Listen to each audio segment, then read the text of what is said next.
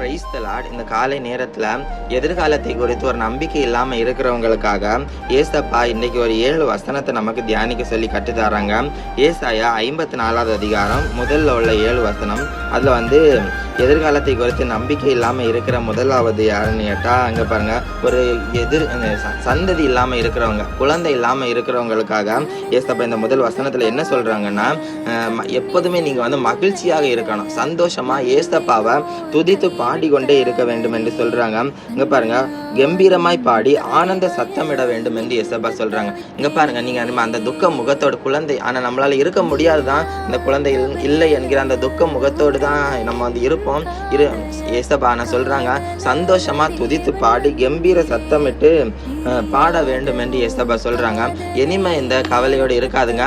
ஏசப்பா உங்களுக்கு இந்த சந்தோஷமா நீங்க பாடி துதித்து ஏசப்பாவை ஆராதித்து கொண்டு இருக்கிற பொழுது ஏசப்பா உங்களுக்கு ஒரு குழந்தையை கட்டளை இடுவாங்க.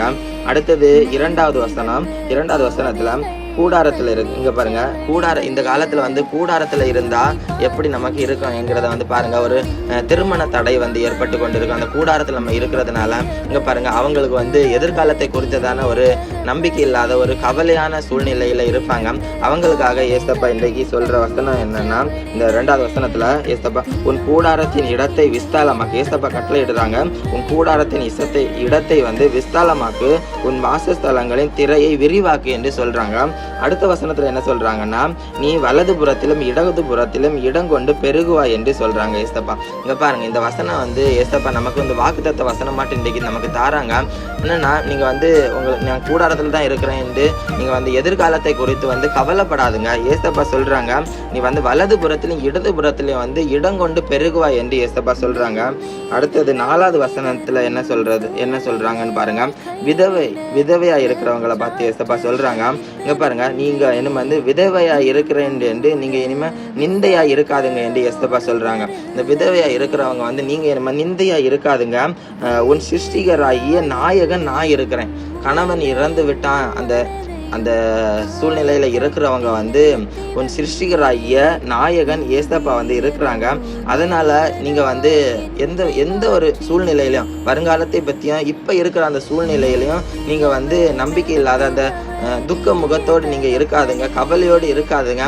நம்முடைய ஏசப்பா, நம்முடைய சிருஷ்டிகராகிய ஏசப்பா நான் இருக்கிறேன் என்று ஏசப்பா இன்றைக்கு உங்களை பார்த்து சொல்றாங்க.